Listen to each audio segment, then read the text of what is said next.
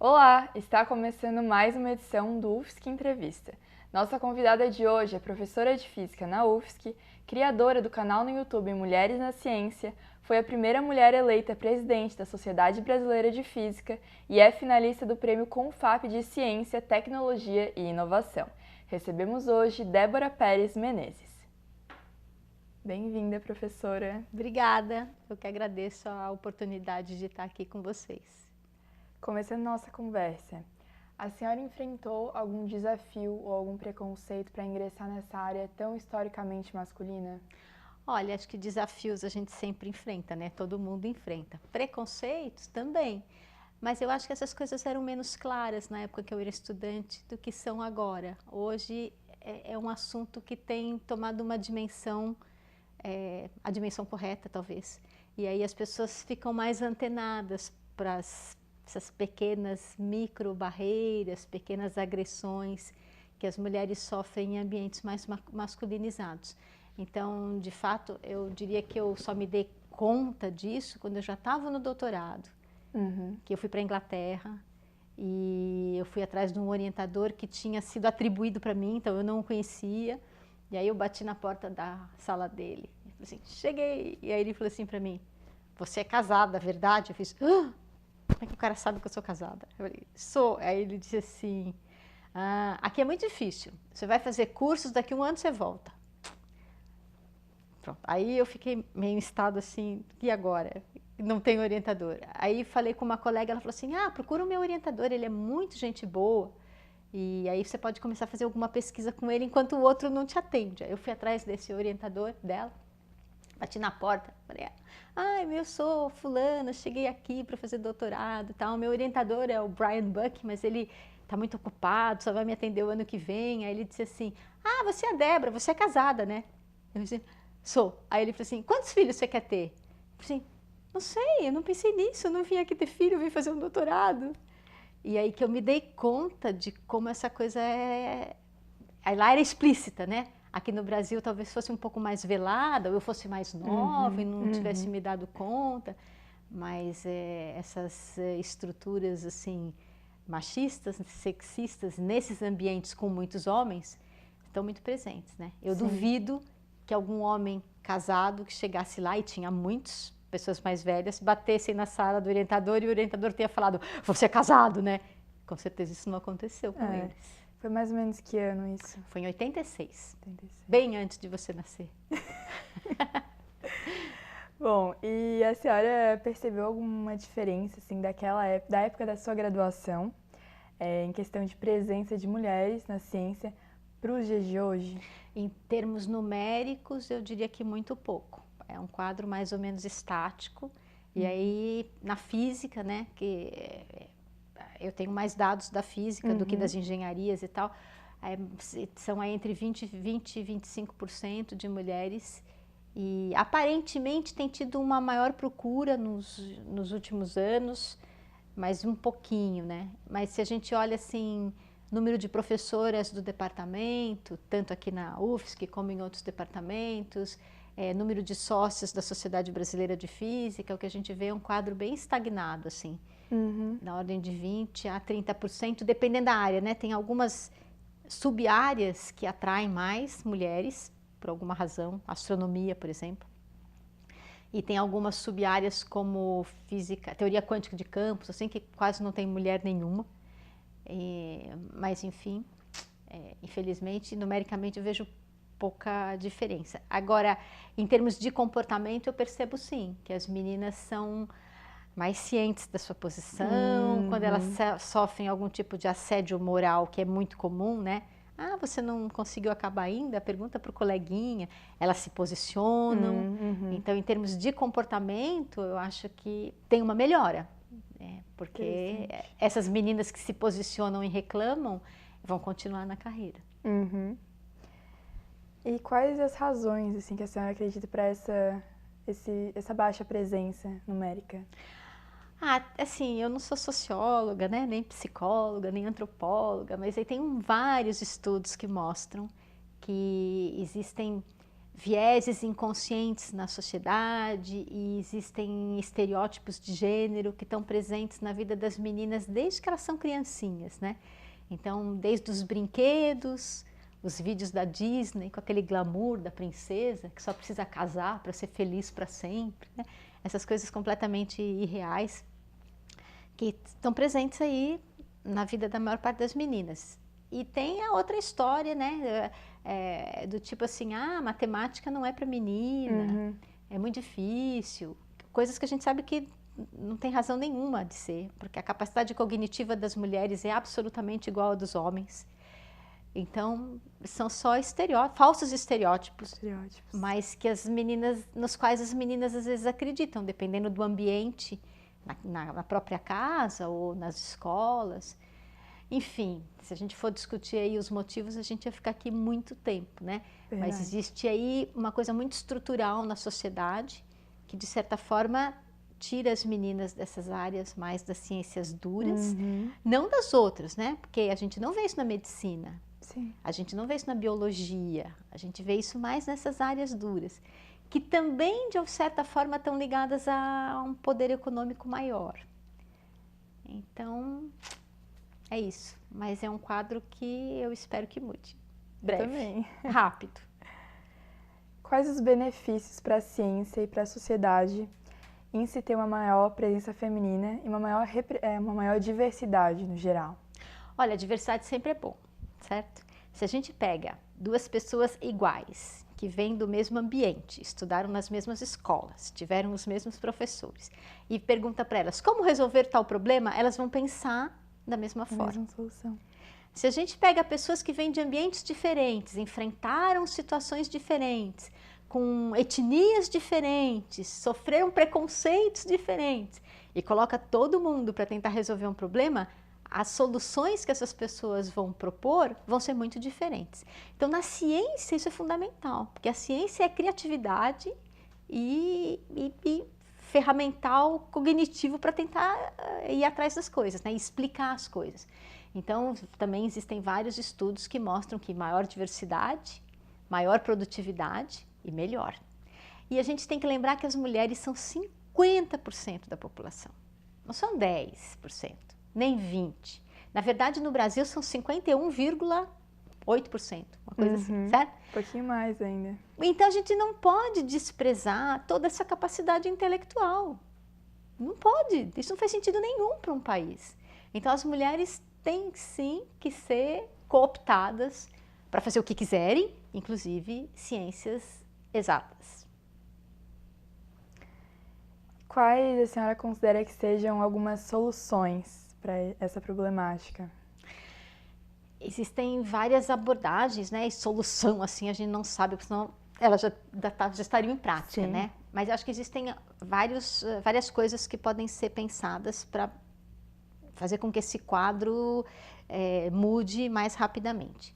Acho que a gente falar sobre o assunto é importante, porque as meninas vão ouvir e vão pensar assim, puxa, então não sou eu, né? Porque às vezes sofre qualquer coisa e pensa, sou eu. Não. É um problema coletivo, é um problema estrutural. Então, se não sou eu posso voltar a tentar fazer alguma coisa que eu achei que não era capaz de fazer, coisas assim. Então, a gente tem que falar sobre isso. Eu acho que a gente tem que apoiar essas políticas afirmativas. Não sei bem quais, né? Então, tem estudos se é do tipo A ou do tipo B, por exemplo, será que a gente deve fazer prêmios só para mulheres? Ou será que a gente deve fazer prêmios abertos e garantir que uma porcentagem das premiadas sejam meninas? Então, tem essas discussões. Mas, de qualquer forma, ações afirmativas são coisas importantes. A outra coisa é disseminar um pouquinho da informação sobre a capacidade cognitiva das meninas, né? Que é igual ou superior à dos homens. E aí vou puxar a sardinha para o meu lado, né? As meninas, assim, muitas delas são mais focadas, estudam mais. E aí, enfim, pode se dar bem também. E eu acho que é isso, acho que o caminho é esse. E claro, se a gente conseguisse ter leis que garantissem equidade, seria fundamental, né? Porque a gente sabe que no mercado de trabalho, exercendo as mesmas funções, os homens ainda ganham mais do que as mulheres.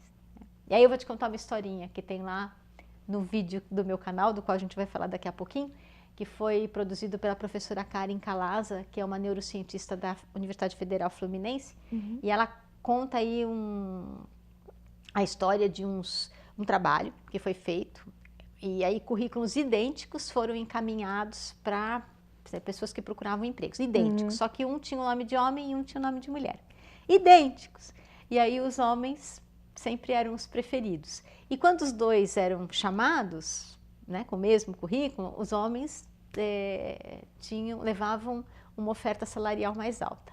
Então tem esses vieses, né, na cabeça das pessoas, de um modo geral, de que os homens são mais capazes. Se o currículo é idêntico, por que o homem vai ser escolhido? Né? E aí tem aquelas outras histórias, a maternidade, né?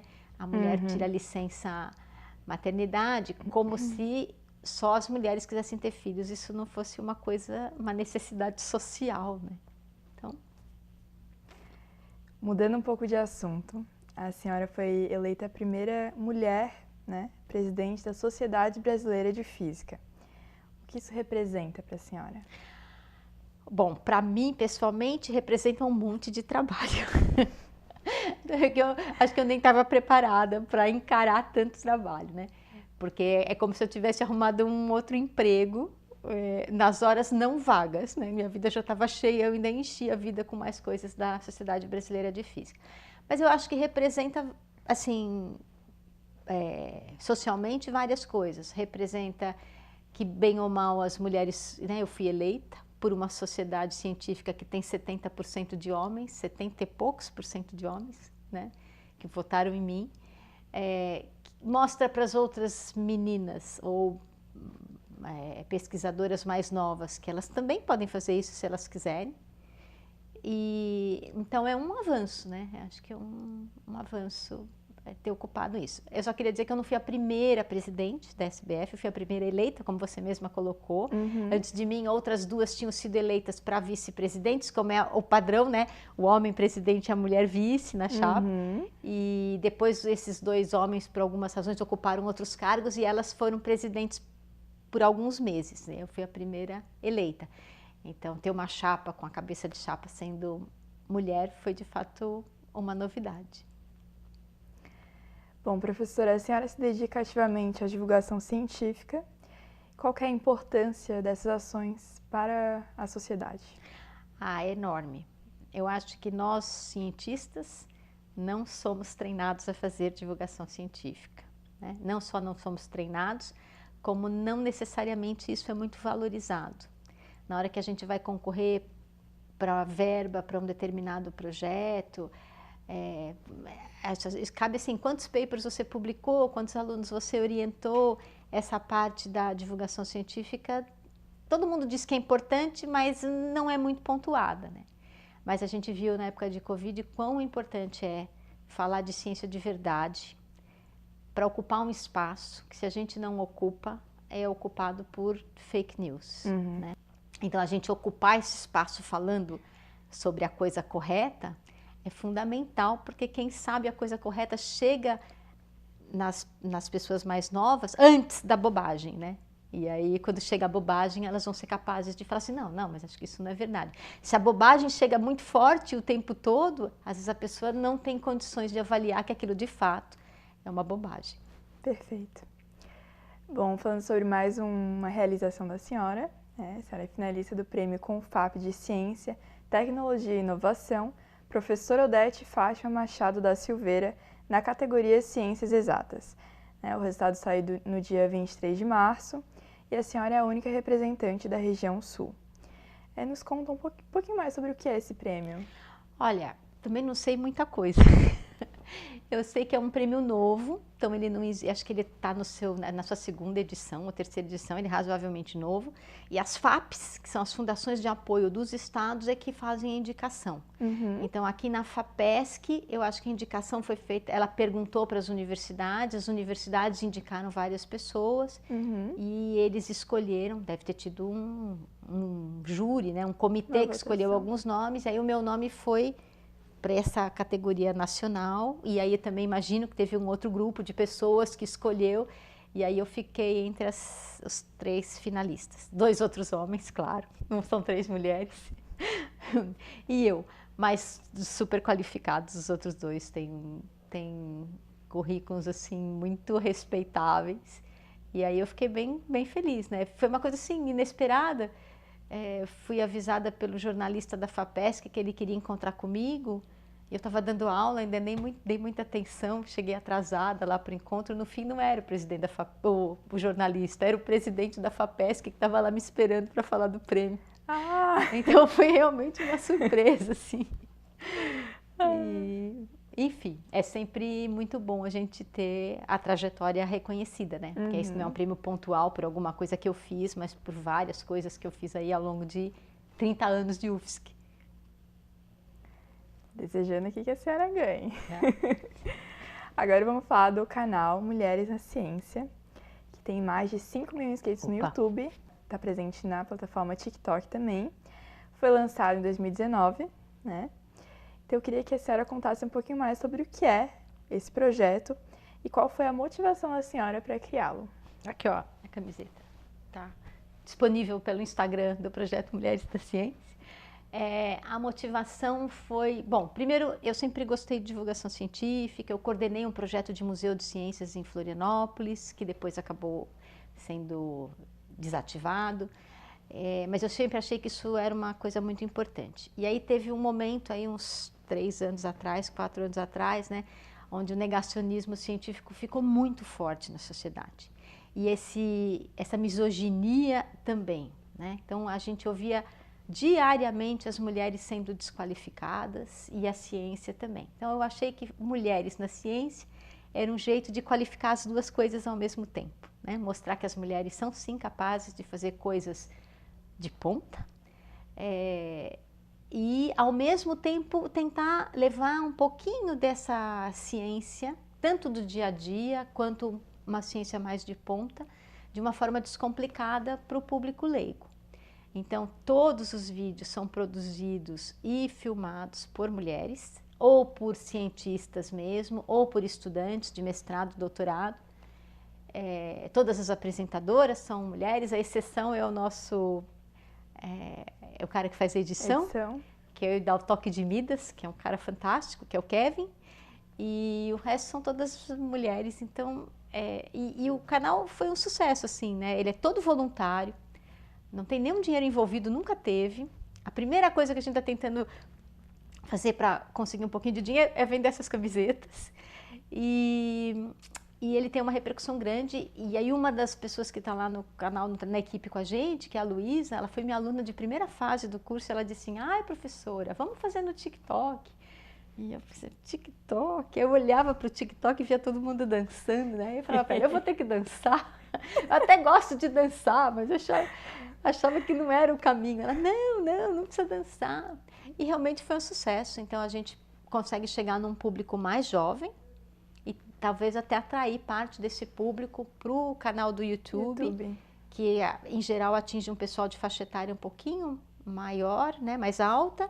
E que tem um pouquinho mais de paciência, né? Porque aí os vídeos são um pouquinho mais longos, mas são todos curtos, né? São vídeos assim de... quando são muito grandes, eles têm 10 minutos, 12 minutos. E nessa semana vai sair um vídeo sobre o forno de micro-ondas, que já tem 2. E a gente vai fazer mais um, porque as pessoas continuam perguntando se é perigoso, né? Pode botar o gato dentro do forno, destrói vitamina, coisa assim. Então vai sair mais um vídeo agora sobre... como usar o forno de micro-ondas. Quem tem marca-passo pode usar o forno de micro-ondas, né? Como fazer isso de forma segura. E a senhora já recebeu algum feedback de uma menina assistindo e, nossa, eu vi só mulheres, né, falando sobre ciência, isso me inspirou? Muitas. Se a gente acompanha ali as postagens no TikTok e no canal, tem muitos que falam assim, eu cheguei aqui no canal pelo TikTok, ai que máximo, eu tô aqui maratonando os vídeos. Então, de fato teve repercussão. Eu percebo isso na minha carreira, porque eu passei a ser procurada por meninas para orientá-las, ou só para perguntar, eu sou do Espírito Santo, estou pensando em fazer física, o que você acha? Então, de fato, chegou lá onde tinha que chegar. Bom, para finalizar nossa conversa, né? Eu vim aqui comunicar que a TV UFSC vai fazer uma parceria com Mulheres na Ciência para veicular os conteúdos na TV.